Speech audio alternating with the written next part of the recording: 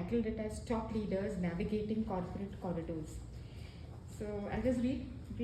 This book is about thought leaders and how they question established assumptions and design new paradigms to steer their organizations to success. This reference book, narrating in a first-person storytelling style, will highlight the core focus areas in the organizational journey of successful CEO leaders.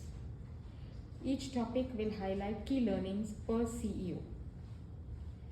So the thrust areas could be any which are related to Persistent for you. Innovation, R&D, people focus, diversity, culture, performance management system, company valuation. Whom I've already interviewed. Before that, we have two authors this time. My co-author, he's too busy, he's traveling now. He's Viren Joshi, Executive Vice Chairman, Sigma Electric, a US headquartered engineering firm and director of its global board. He's currently the chairman of CII CEO Forum in Pune. You know him? No, I think both of you have heard of each other. Yeah. So this time he's with me. Whom I've already interviewed, Kishore Patil, KPIT, Shishir Joshipura, he was in SKF, now in Praj. Then Arun Firodia, the Luna story, how he's trying to replicate. Vikram Kirloskar. But what happened with Vikram Kirloskar was, since he didn't read any background, he was so busy. I'll be meeting him again in Bangalore. He was not very prepared. Grewal, if you heard of, Gurmeet Grewal, he is in Kubota and he's the executive director. It is an Indo-Japanese firm and they are into agriculture, tractors and agricultural machinery. And they have, their market share has gone up like 40-50% after he's taken over. So these are some of the CEOs that I've already interviewed. And with you, it's been a home ground. You're going to be with my third book now. First book you launched it. Second book you were a part of my book. Yes. And this is the third book. Okay, now how are you going to do this? You want to ask questions? Yeah, I had sent you, but don't worry, I can understand you're busy. I sent you some, after talking to people, reading about you, I just got some pointers. If you can just highlight. What do you mean by the 3 S? In a lot of your write-ups, you have spoken about 3S. In terms of service, in terms of sustainability. No, actually I've been talking about S-curves in some sense. So maybe you will ask me, this is what I gathered. You spoke on internal entrepreneurship, for creating that type of culture. You spoke about insights, integration and innovation. Entrepreneurial focus is a lot, it's a common thread in whatever I've been reading about you. Your foreign startups. Okay. So, just to give you an idea, each CEO, I'm trying to get 2,000 words. First person, try your best. Okay. The other thing is that, I'm not a CEO right now. I already have somebody who's full-time CEO. So I'm just chairman at the moment. So fine. You fit in my bill. Okay. As a founder, managing director and chairman. Can I introduce you as a founder, managing director and chairman? You can go ahead. You can go to your beginnings because probably you have driven. You're recording? Yes. So and why don't you that will be sent to you. It's okay, meaning don't worry. Let's get going. Good. So you start, you ask questions and we'll have a conversation and we'll record it. Okay. So if you look at your journey of Persistent, it has come a long way from what it was to what it is. So if you can highlight the journey through your thrust on internal entrepreneurship and digital transformation.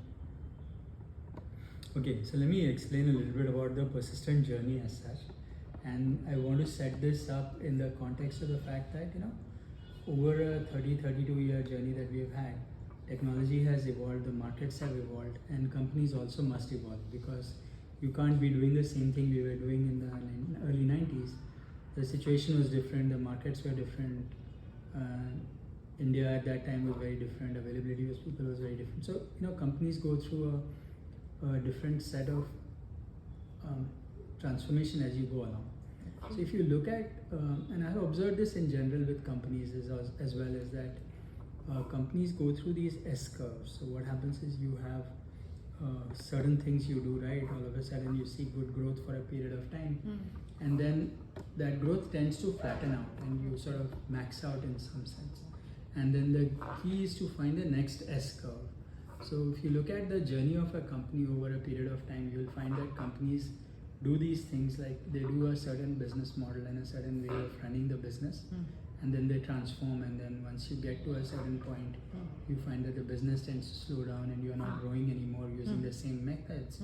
So then you go find the next S curve. And sometimes these S curve transitions can happen because of global events as well. So like if there's a meltdown or something, then you have to go find new kinds of business. So you end up looking at different sets of things.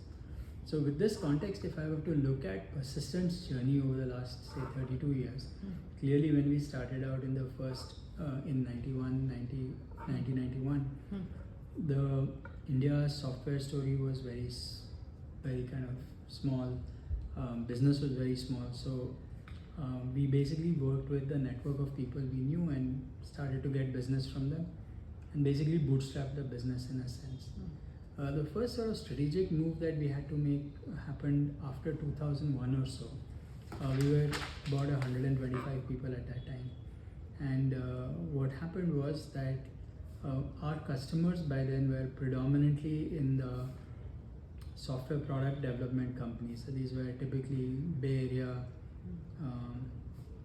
startups who were VC funded and who were building next generation technology predominantly in the data related areas. So they were our typical customers. And what we realized is that in 2000, there were a few things that happened which were significant. One was India started to become a big player in that market, mainly relating to what you would call the Y2K boom. Yes. So a lot of people started to build software for Y2K, and that had been completed in 2001. And then the dot-com era, which was a big part of our customer base, pretty much tanked in that sense. In 2001, all of a sudden there was a dot-com burst, as they call it, and lots of dot-com companies started to fold in. Yes. And the industry, or sort of the software companies, started to get realigned. And we realized that we were a smaller business trying to explore new and different kinds of things, and we had to really create a focus, because what I found in general is that, especially for small businesses, unless you are differentiated and are able to clearly identify why you are unique and why you should be the leader in the market, business will normally favor the larger companies. So it was important for us to sorry. So it was very important. Let me just get Have some water, no? Here, Anand. Here. some soft fish. I'm bottling your pen.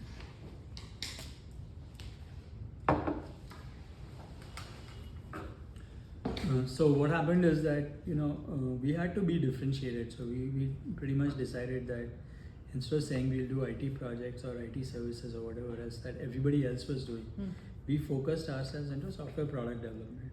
So most of our customers at that point were software product companies, and we said we are not IT, we are software product development, and we were able to convince customers that we are unique and different, and that helped us with our next phase of growth. Now, if you look at how is product development, if you say, okay, you're product development or whatever, and you want to create a category around that, you need to be able to define that very clearly. So the way we defined it was that in an IT project, you have well-defined requirements, and you do trade-off between time and money.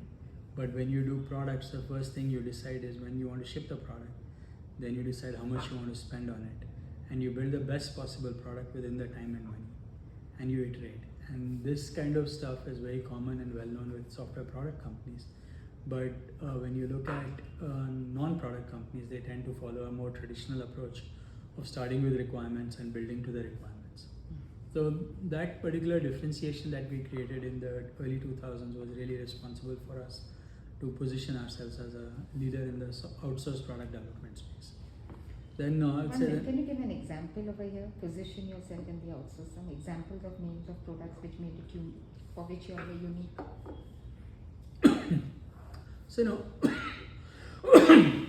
so sorry.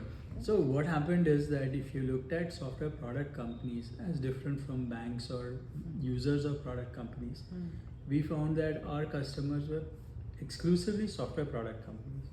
So all the largest software product companies such as IBM, Microsoft, Oracle, Cisco, HP, all these were customers of ours.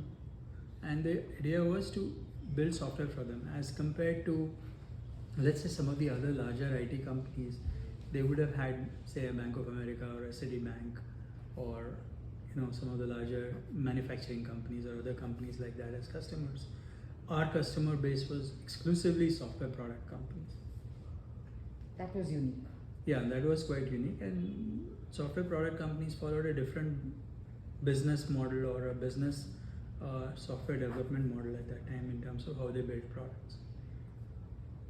So that is how we grew. And then in 2008 and 9, when the market went down again and there was this financial crisis and all of that, after that emerged, we realized that while we were working mainly for software product companies, we decided that it was time to not just work for software product companies, but also to help them deploy their products. So in addition to building products for them, which we would call the sell to market, we started to add on things like sell with. So we would go with them and build products for their customers or solutions for their customers. So that was the other change we made in 2008-9, and that I would say would be our third S curve in a sense, that all of a sudden we now started to look at it very differently, and we were looking at how to grow the business where we are not just selling to software product companies, but we are selling with software product companies and building products for their customers. So now if you move on further, in the late 2015-16 onwards, a lot of companies were starting to look at digital transformation and other related things. So what was obvious at that point was that every business was starting to get disrupted through software. And while our customers in the past had traditionally been companies whose business was software, we found that now what we did for software companies was becoming very interesting to those who were becoming software driven businesses. So traditionally what would happen is a software company such as IBM, Microsoft would build software, they would sell the software. Now when you looked at these transformation companies or the next generation new companies, they were software driven businesses. So people like an Uber or a Google or a Airbnb or all these, they may not necessarily selling software, but their entire business depended on software. So they were really like a software company doing a taxi business rather than a taxi business having software for running their show.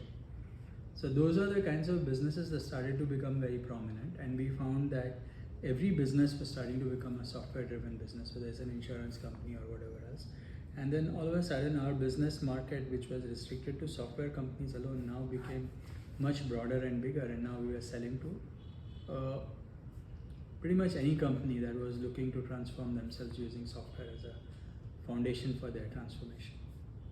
So that I would say would be the next S curve that we have been on. So at the moment you're in that S curve. Yeah, and the other thing that we did more recently after that, which would be the next phase of the company, is that by this time, I'd been running the company for nearly 25, 28, 30 years, and I was sort of looking at, okay, what's the next future of this thing will be. So that's when I sort of did a transition of CEO, moved myself from being management to being in the board and the ownership related situation, and then hired a CEO and a full-time team that was mostly focused on the operations and the execution of the company.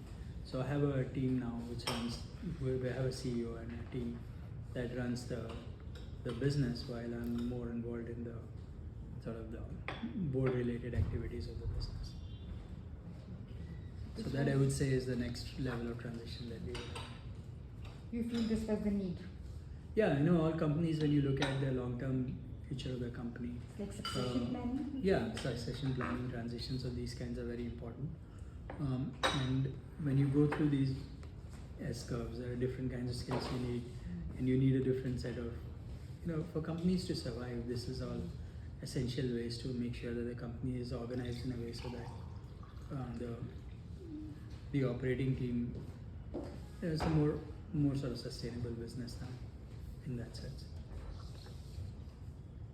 If I go on to the next question, which I mentioned here, you keep talking about the jockey and the horse story.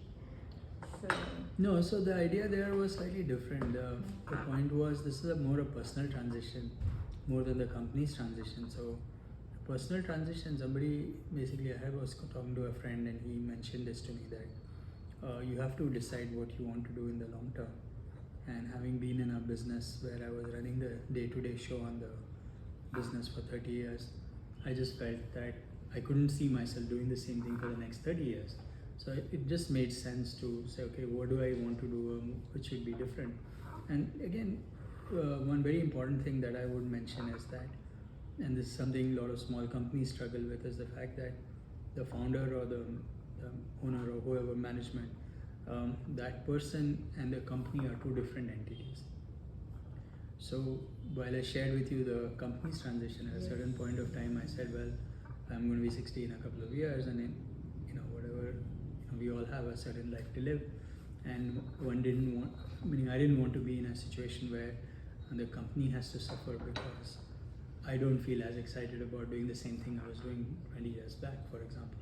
Or if I had to have an option of doing different kinds of things, I should have the ability and the flexibility to do it. But if you are the CEO of the business, then your full-time focus needs to be on the company. So I felt it was best that I move off being CEO and hire a professional CEO, then who's looking at the business, and then I can, of course, be available to the business, but think more in terms of what could make sense in terms of the contributions I want to make on a broader level beyond what Persistent has been. What about your children as a succession plan? Typically, when one looks at I think, history, yeah, they can make their own choices. I don't think this is any way either hurting their chances or improving their chances in any way. But I feel that kids need to make their own decisions. They should do what is right for themselves, in a sense. They should not be forced to join a company in a certain way. If they want to be part of the company, I think they have two sets of options. They can be part of the sort of the strategic part as part of the board, meaning they can be part of the board, or they can be part of the business, and they can find their way depending on what is considered appropriate. That said, anybody who is the CEO of the company should be the CEO of the company because he's the best person to lead the company, and not because he's my kid or whatever else, right? So he can be part of the business but not necessarily be CEO, but my kids can also be on the board without ever trying to get into the CEO's job. So all these options are available for them. And also, if they feel like doing something completely different, it's their choice. They don't have to. what is their choice, if I may ask? It's still early right now. It's still early. I think our daughter is doing a PhD in biology and synthetic biology and all that.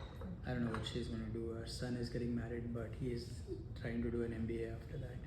So we'll see what they want to do. And I didn't want to constrain them into saying that you have to join the business right now, or for me to stretch the sort of stay on it just because I have to keep it for them. So I think this is a much better way to do it. It's a professional business. It's a listed company, and the company needs to run its own life, and I need to run my life. And where we can intersect, we will. That's very nice. Something that you have groomed and grown with to just part. It's like parting ways. No, it's not that. It's not that dramatic. It's not that dramatic. But yeah, meaning I do have a team that, I had done this transition many years back on a personal level where I'm my own individual and the company. They are two different things. And if I'm part of the company, I'm running the business because I'm the CEO, because I'm the best at doing the job that I was planning to do. And at a certain point of time, you sort of say, well, I can do this for another 2 years, 3 years, but I don't see myself doing this forever. And at that point, it's best to find someone else who's sort of more motivated in that role, and they'll do their job for the years that they may need to make. And if the company needs another CEO, they'll get another CEO.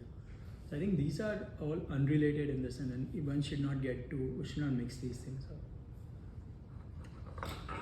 This is clear. Could you talk about insights, integration, innovation first? Because I believe all this would continue. You have set some standards in these areas. So whoever's the CEO and no, so some of these things are all continuous activities. We are meaning the new CEO or whatever the business is. He's extending from where we had where I had left it in a way, or where he's been part of the business and he knows exactly what's going on. And we are using obvious choices. So it's not something crazy that we are doing. The business continues to do what it has done for the last 30 years. And if you see the current story or whatever you see on our website, it's no different from what we have done in the past.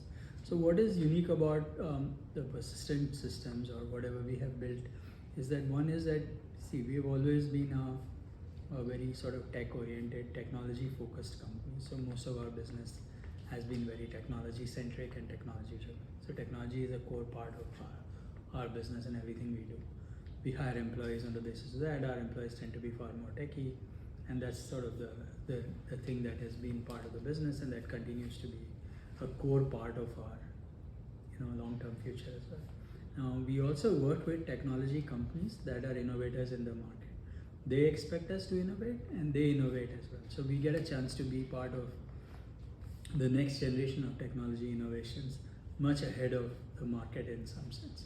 And that is an advantage that we have been able to leverage when we are able to take some of these technologies that we see in the market with customers, we take them to our customers or our customers' customers. And for them, these are all unique and new things that we are Will you able to mention take. any innovation in technology which makes you ahead in the market? Some names? No, I don't want to name customers, but No, I not do name want to customers. say that, Some innovation. so for example, if you look at data technologies, we have been a leader in those kinds of things.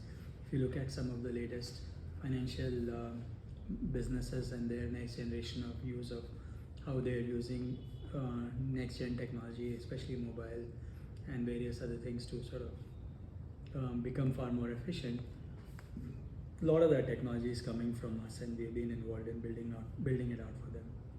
So, yeah, I mean, now if you look ahead right now, there's a lot of action, so to say, around Web3, crypto. We've been engaged with companies in that area. We see a lot of action in sort of the IoT, virtual reality, and some of these other areas.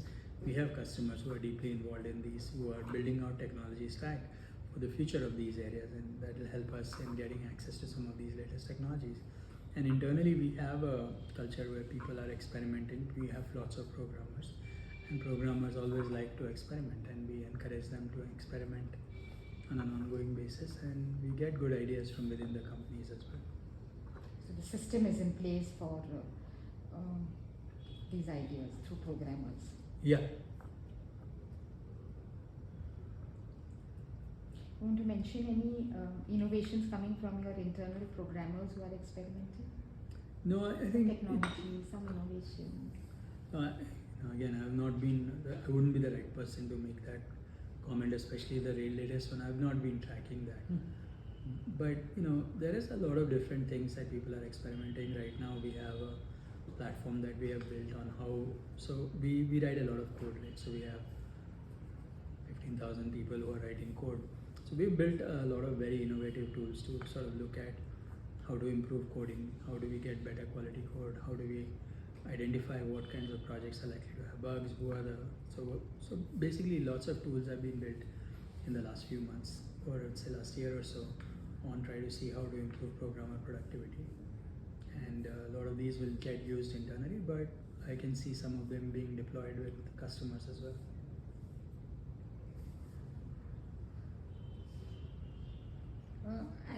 At this point, it's 21,000 workforce total? Nearly, I think it's about 19,500. We are not quite 20, but 90. yeah, but in that zone. You can talk about your entrepreneurial focus. No, so there are again two aspects to this. Within Persistent, if you want to look at it in the context of Persistent, one of the big changes that we made a few years back was this whole concept of a me enterprise. I read it in Harvard Business. Somewhere I read. Me, Okay. yeah. So the idea here is, this is based on a book that a friend of ours has written called Me Enterprise, and we have basically the following hypothesis under which we have been operating, and we believe that every employee is responsible for their own careers. A lot of companies sort of like to say that we are employee first and we take care of employees' lives and all that. The reality is that life of companies is getting shorter. Companies go through these S curves. There are different transitions that happen at different stages in the company's life. You need different kinds of people. So there is no two ways about that. Also, every employee during their career, 40 years, 45 years, go through different things of their own, and they transition as well. So what things may be very important to them when they are in the early 20s may not be that important when they look at themselves in their 40s or 50s. So different kinds of things happen. More importantly also, if you look at an individual per se, you will find that there are, you just look at, is it working? Okay, he's Yeah. asking you. I'm just checking if the recording is going. Yeah. I hope it is recorded. It's recording. So- Everything's in line. No, so what happens is that if you look at an individual, you'll find that every individual is sort of doing things for myself, Yeah. me or whatever. Yeah. You're doing things for work, you're doing things for family, and you're doing things for the community or the society. True. And every individual actually balances these four aspects. At different periods, different things become more important. And you have to understand and appreciate that you are at the end of it trying to create harmonious life, which includes work, but it includes other things as well, family, community, society, everything else put together. So if this is the situation, then companies cannot mandate or enforce a single plan for all employees, and I think it's important that every employee should be responsible for their own careers. They should manage their own life and their own style of how they want to go. As a company, we know that work plays an important part of their life, and in that part of the life and otherwise, we need to be very open to collaborating and supporting the employees. The other observation that we had was, see, work has started to go into people's non-work life, so to Yes. say. So traditionally, people would, and this has been very sort of evident during COVID. Yes. Traditionally, we would have said, okay, you come to office, you come to work at 9 and go home at 6, and work happens during that period, and then after that, you do other things. The reality is that that's not the case anymore, and definitely not for our tech employees, and definitely not during COVID. So work has now kind of spilled over into the rest of the life, and it's part of life. So one should be willing to accept that life will also spill into work. You can't just say that one or the other.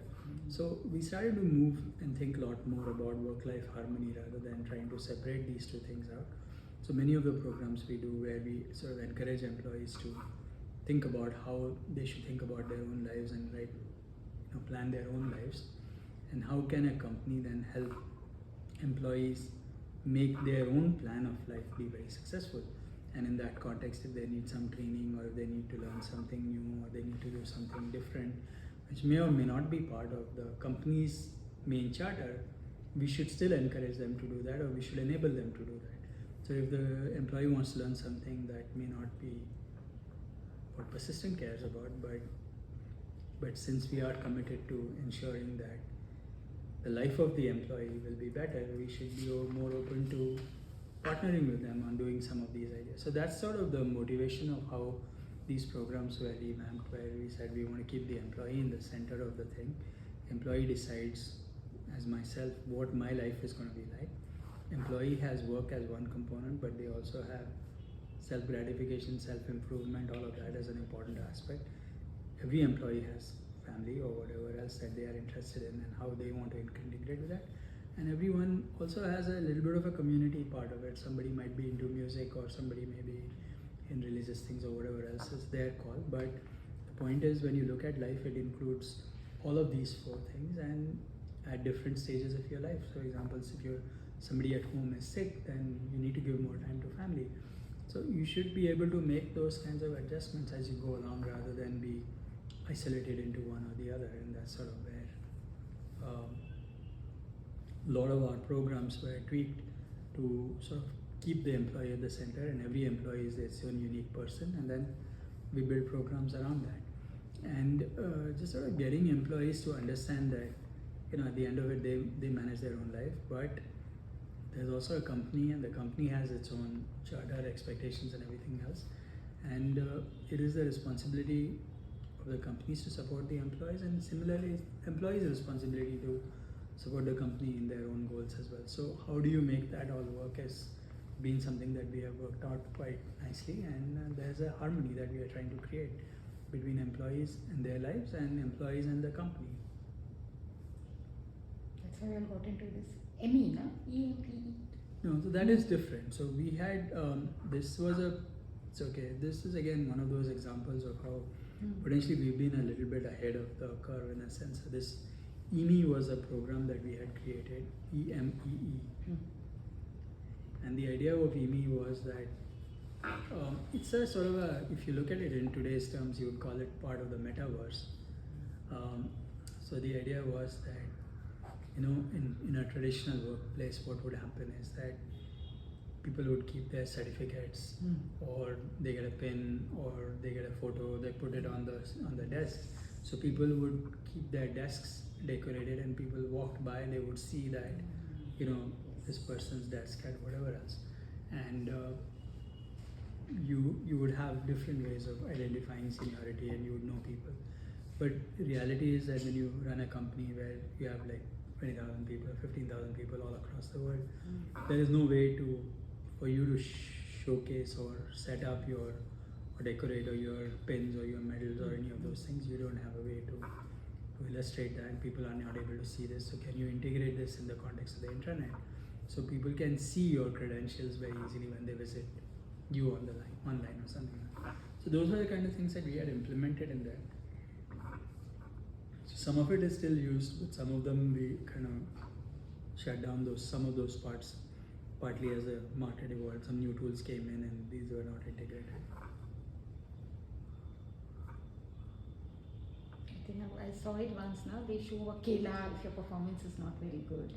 And then there's a mascot. Not exactly. Yeah. Because if a supervisor talks, then the employees don't take it positively. But if a mascot. So that was one of those ideas. There was also the basic idea was that, if you want to give feedback, when you sort of give feedback, sometimes what happens is feedback becomes very personal. So when I'm giving feedback, I'm really giving feedback about your work and not about you. And that separation between giving feedback to you about your work versus giving feedback to you and you taking it as this feedback for me tends to become a very bigger bit of an issue. So if you create these sort of inanimate objects or whatever which allow you to give feedback about your work, not to you but to your inanimate object, then it gives you a better sense for being able to be more dispassionate in some way, and you don't feel like you've been hurt, it's somebody else who's been giving a feedback. So for example, let's say, if you were to say, okay, I have my garden in some senses, my quote unquote my work, and if I gave you nice flowers and all of that stuff in your garden, it's saying that I'm giving you good feedback, and it's sort of, you can see that, and I feel, oh yeah, I need to plant certain things. As against that, if I planted some thorny trees or bushes of that kind, then you might feel like, I'm giving you negative feedback. But the point is, when I'm planting bushes in your farm or your garden, that is not as personal as saying that you are this or you are that, right? So these are just other techniques where we're trying to separate the person from the work, and you want to ensure that when you're giving feedback or you're saying something about them, you're talking about their work, and you're giving feedback in the context of how they did their work rather than giving personal feedback. Personal feedback is much harder to give, meaning in certain cases you might want to do that, but that is not always the case. More often than not, you are trying to criticize or comment or provide accolades to the work done rather than to the people as such. And especially in work situations where I don't know you personally, I've seen your work and I say things that, oh, you're stupid or you're bad. Sometimes people, it's not appropriate one, and also it's not taken well as well. This was quite a hit, I think. I read a lot about this. Yeah, meaning we had, During that time. this was done about 5-6 years back. So yeah, meaning It we continues? used it. Some parts of it are there, but what happened was there was a base platform on which we were working that we upgraded to a different platform. So it was a big decision, should we move it or not. So some parts were moved, others were not. But the essence remains. Yeah, in some form.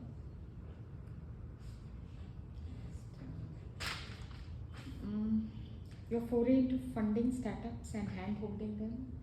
That's mostly personal. I've not been Personal. funding a whole lot of them, but I've been hand-holding is also a strong word. I'll tell you what I do. See, as I've been looking ahead, right, I'm more and more interested in making broader and longer impact rather than do one at a time or one exclusive things at a time. So I've been looking at, helping entrepreneurs or helping the cause of entrepreneurship in some sense. And one of the things that I do is typically on a Saturday I meet people who are on my calendar. So my assistant is allowed to set up a few hours on my calendar for startups or early stage companies, and if people want to meet, then they get myself on my Saturday calendar, and then I listen to them for 30 minutes. And usually I'm able to figure out what their biggest problems are, and if they need certain things done, then I try to get it done within those 30 minutes, and usually it works out quite well. And if they find it valuable, they come back, otherwise they don't. So I meet a lot of companies through this model where I am able to meet companies for sure. Meaning, so Are you like a somebody mentor? wants. Like a mentor? I don't want to call myself a mentor because I think a mentor needs to think about the mentee all through the day or somewhere else. So if I'm walking, I should think about you and give you guidance. That would be what a mentor is expected to do. I meet so many companies that I don't think about it. I try to find the systemic problems and try to look at how to address them at scale. So I don't personally become a mentor, but if you come to me and you ask me something, and I'll be able to give you an answer. If you want me to introduce you to somebody, I would do that right in that 30 minutes. And if it happens to the extent it happens, it's good. And if you look at this as something that's mentoring you, go ahead, do it. But I'm not thinking about you after those 30 minutes. So How do I'm you very feel? clear that I You just... feel good about this? What is Yeah, I making you feel like it's my, I feel like, there are many things I've learned and I've benefited from other people during my career, and I think it's my time to give back. So I listen to people and be a sounding board for them and provide them guidance to the extent I can. But I want to do these at scale rather than do just one company or 5 companies. So that's why I don't get attached to any one of them.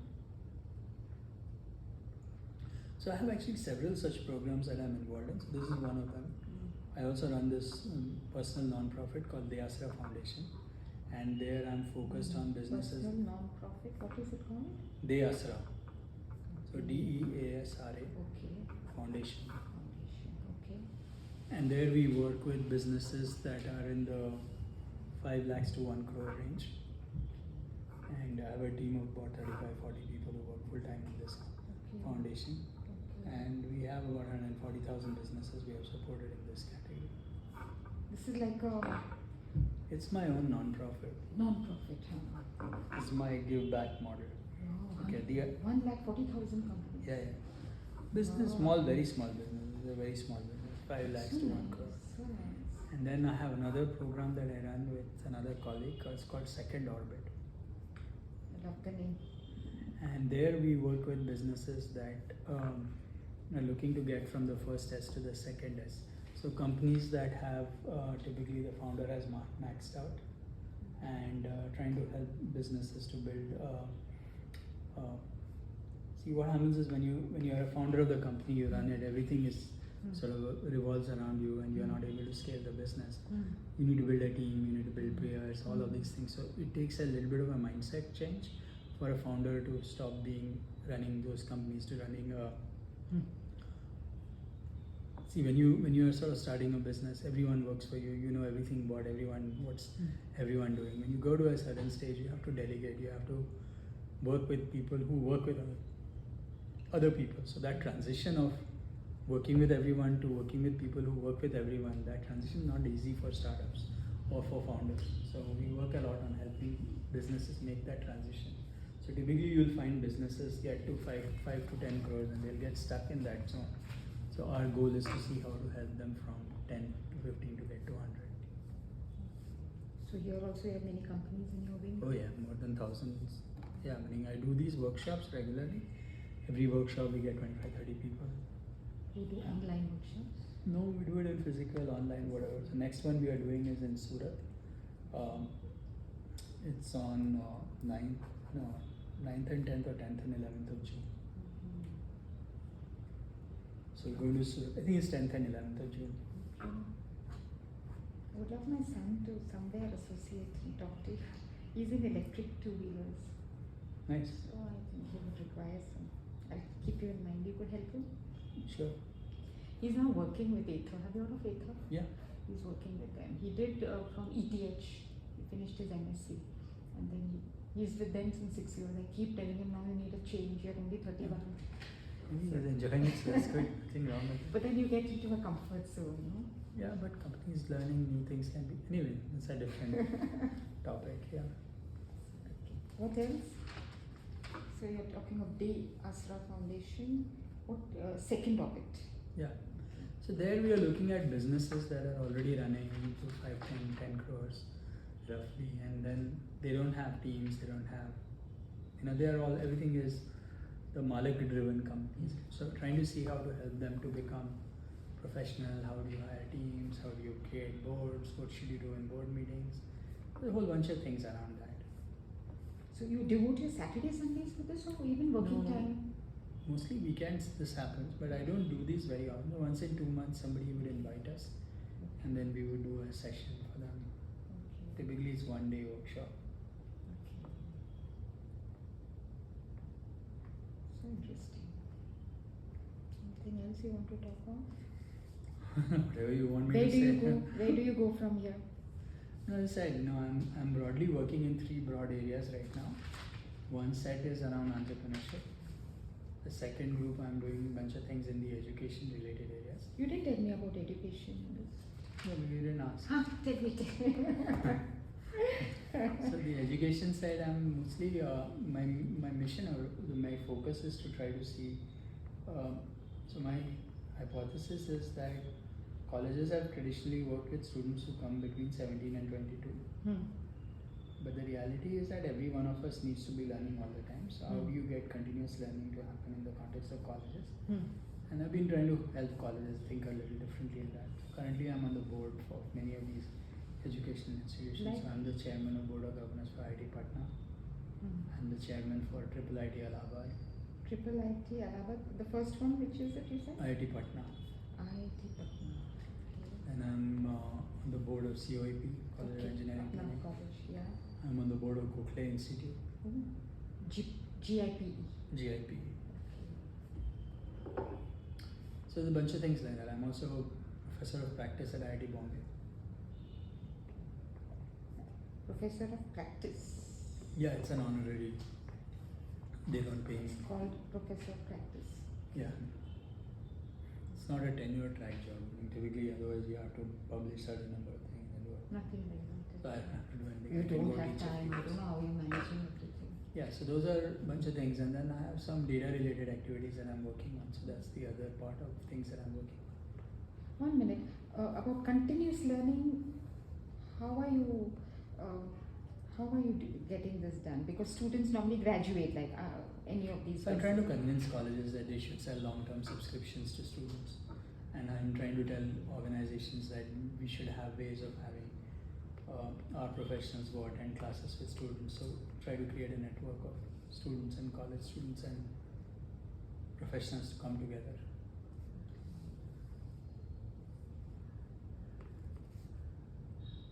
Even in Persistent, you have a proper training and development team. Yeah, we have a very strong L&D, as they call it, learning and development.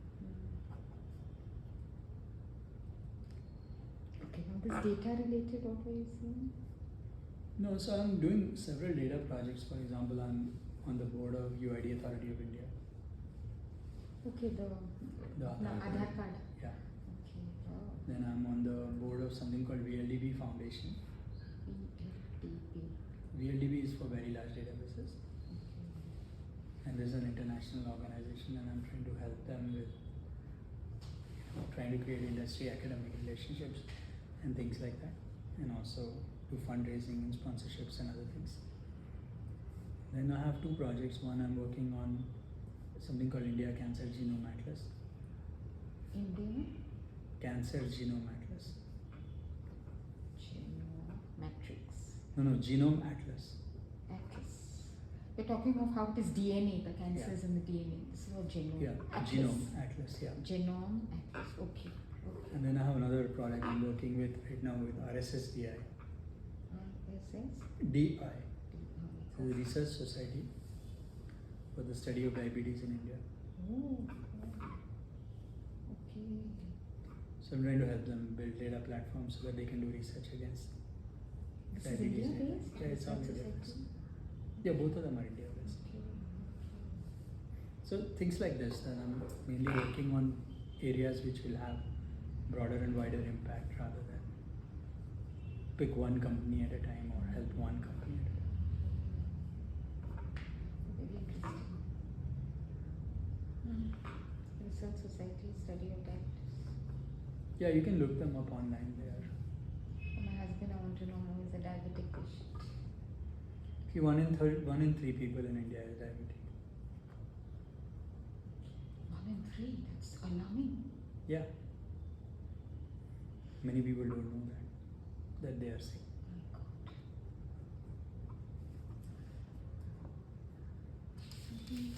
What is that called? You got more than 2,000 words. I hope so. Anything else you want to say which I have not covered, you think we need to talk about? How do you feel when you look back at 60? I loved your forward. You send me thank you, Yeah, 60. sure. No, I'm very satisfied. Your parents, touch wood, are still there? Yeah, they're Very there. great. No, they're very much there, and my birthday is their wedding anniversary. Oh, wow. So when I turned 60, they had a 61 year of married life. 60. Oh, wow. Okay. I think my friend also knows you very well. He's a well-known architect of Pune, Madhav Joshi. We met him during my book launch. In fact, Smita worked on your logo for the first time, she told you. And you're having some competition for your Nasik campus. So I think he's also not aware. You're forgetting. He knows you very well. Remember my book launch at Sheraton? Yeah, You I met remember him? that. You met him. No, I'm sure I met him, but me, I don't know him personally. He was telling him, say hi to him. I said, okay. Maybe you remember when he says that. He's there on page 3 every day for architects. Anything related to architects, he's there. He's a jury in many places. I'll just show you his picture, maybe you'll recall.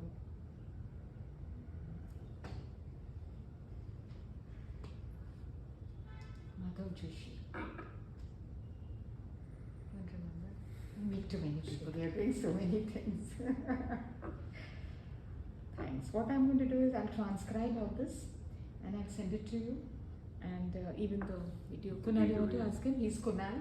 He's helping me. He's a digital marketing person. Yeah. Yeah, the digital marketing whiz. You want to ask? I'm good. I got most of my answers. You got most of your answers. Can I have a picture with you, Anand? Sure. You also want a picture with Anand? You can click. You want me to sit or stand? Anything else? Thanks, Anand. He's on video mode right now, or you have to convert it to photo? No, I'll